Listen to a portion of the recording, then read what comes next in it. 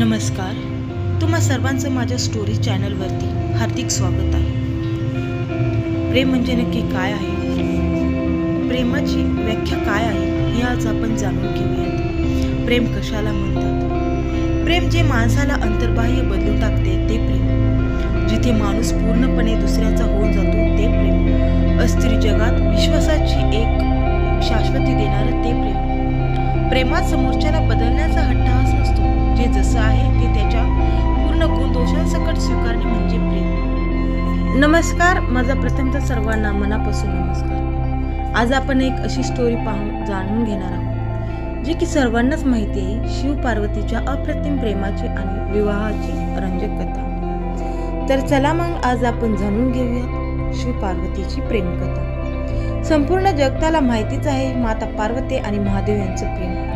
असं म्हणतात की त्यांचं प्रेम फक्त एका जन्माचं नव्हे तर जन्मजन्मीचं होतं. अशा अनेक पौराणिक कथा देखील ऐकल्या जातात जिथे स्वतः देवी देवतांनी भोलेनाथ यांचे प्रेम वर्णन अनोख्या पद्धतीने केले आहे. कदाचित याच कारणास्तव महादेवाने अर्धनारीश्वर रूप धारण केले आणि माता पार्वती यांच्यात विलीन झाल्या.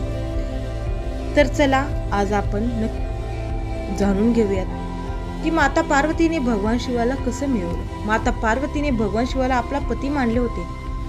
तिचा निर्धार होता की तिचे लग्न झाले तर ते भोलेनाथ यांच्या सोबतच होईल. दुसरीकडे देवांनाही तेच हवे होते. देवतांनी माता पार्वतीच्या विवाहाचा प्रस्ताव कामदेवांकडून भगवान शिवकडे पाठविला, ज्याला भोलेनाथांनी नकार आणि तिसऱ्या डोळ्याने नष्ट केले. पण माता पार्वती यापासून परावृत्त नाही झाल्या. त्यांनी कठोर तपश्चर्या सुरू केली. या तिन्ही लोकात देवी पार्वतीच्या तपश्चर्याने हाहाकार माजला. पर्वत डगमगू लागले.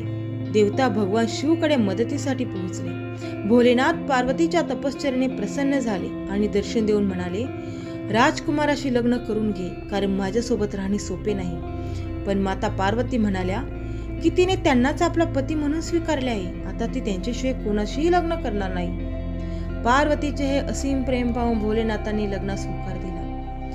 पौराणिक कथेनुसार जेव्हा भगवान शिव माता पार्वतीशी लग्न करण्यासाठी आले होते तेव्हा त्यांच्याबरोबर संपूर्ण जगतातले भूत प्रेत होते. याखेरीज शिवजींच्या मिरवणुकीत भूत चुडेल सुद्धा सहभागी होते. त्यांनी भोलेनाथ यांना भस्माने सुशोभित केले, हाडांची माळ घातली. ही अनोखी मिरवणूक पाहून राणी मैनादेवी म्हणजेच माता पार्वतीच्या आई चकित झाल्या.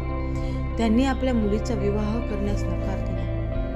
शिवाचे हे रूप पाहून माता पार्वतीने त्यांना विनंती केली की त्यांनी विवाह परंपरेनुसार तयार होऊन यावे. यानंतर भोलेनाथ यांनी त्यांची विनंती मान्य केली आणि नवरदेव म्हणून तयार झाले. त्यांचे हे अनोखे सौंदर्य पाहून राणी मैनादेवी चकित झाल्या. यानंतर देवी पार्वती आणि भोलेनाथ यांचे लग्न सृष्टीचे निर्माते श्री ब्रह्माच्या उपस्थित झाले. पौराणिक कथेनुसार शिव आणि पार्वती यांच्या लग्नाची तारीख महाशिवरात्री म्हणून ओळखली होती.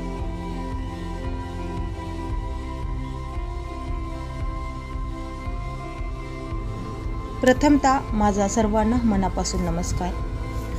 तुम्हा सर्वांचं स्वागत आहे माझ्या स्टोरी चॅनलवरती. जसं आपण पाहिलं शिव पार्वतीची प्रेमकथा, त्यांचा विवाह,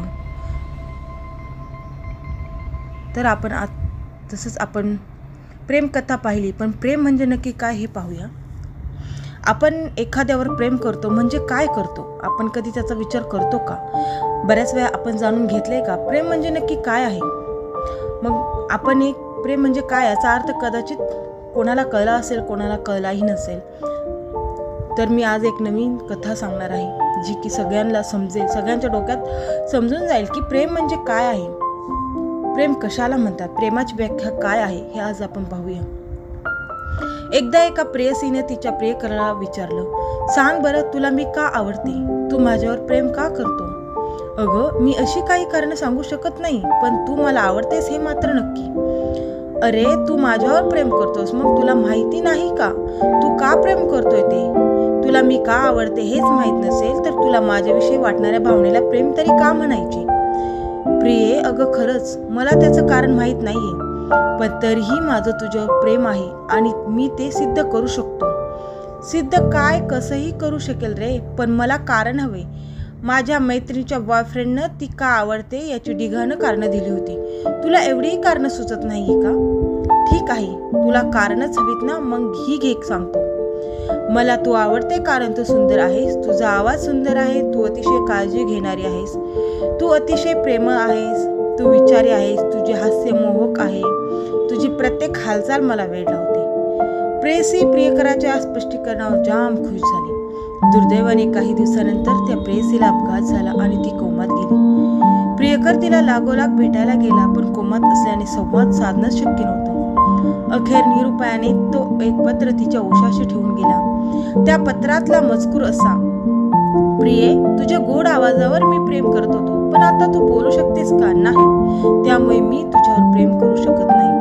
तुझा काळजी घेण्याचा स्वभाव मला आवडायचा, पण आता तू तो स्वभाव दाखवू शकत नाही, त्यामुळे मी तुझ्यावर प्रेम करू शकत नाही. तुझे मोहक हास्य आणि तुझे विभ्रम मला चित्तवेधक वाटायचे, म्हणून मी तुझ्यावर प्रेम करायचो, पण आता हसू शकतेस, तुझे विभ्रम दाखवू शकतेस नाही, म्हणून मी तुझ्यावर प्रेम करू शकत नाही. प्रेम करण्यासाठीच कारणच हवी असतील तर आता या क्षणी तुझ्यावर प्रेम करण्यासाठी माझ्याकडे कारणच नाहीये. खरोखरच प्रेमाला कारणांची गरज असते? नाही, नक्कीच नाही. म्हणूनच मी अजूनही तुझ्यावर तितकंच गाढ प्रेम करतोय. म्हणजे पहा किती छान गोष्ट आहे. थोडक्यात ह्या गोष्टीचा निष्कर्ष असा निघतो की म्हणजे खरे प्रेम कायम राहते, उडते ती वासना. प्रेमाचे बंध आयुष्यभरासाठी असतात, पण ते प्रेमात पडलेल्यांना पुढे नेतात, मागे खेचत नाहीत. बालिश प्रेम म्हणते मला तुझी गरज आहे म्हणून मी तुझ्यावर प्रेम करतो. परिपक्व झालेले प्रेम म्हणते मी प्रेम करतो म्हणून मला तुझी गरज आहे. तुमच्या आयुष्यात कुणी यावं हे तुमच्या कपाळावरची नशिबाची रेष सांगते, पण तुमच्या आयुष्यात कुणी थांबायचं हे तुमचे हृदय ठरवते. प्रेमकथा महत्त्वाच्या नसतात, महत्त्वाची असते ती तुमच्यातील प्रेम करण्याची क्षमता. शेवटी काय तर ज्यांचा देवावर विश्वास असतो ते भूतलावर असतात आणि देव मात्र स्वर्गात असतात, पण जे देवावर प्रेम करतात ते त्यांच्या समोरच असतात. अशा प्रकारे आपण ही प्रेमकथा काय आहे ती स्टोरी जाणून घेतली. खूप छान आहे. शिवशंकर पार्वती यांचा प्रेमविवाह पाहिला आपण. त्याचप्रमाणे ही अजून एक मी कथा एक गोष्ट तुम्हाला सांगून दिली की प्रेम म्हणजे नक्की काय असतं. प्रेम करण्यासाठी कुठलेही कारण नाही लागत किंवा तू अशी म्हणून मी प्रेम करतो असं होत नाहीये. तर सगळ्यांना ही प्रेमकथा नक्कीच आवडेल. आजची जनरेशन खूप म्हणजे प्रत्येकजण कोणी ना कोणाच्या प्रेमात पडतच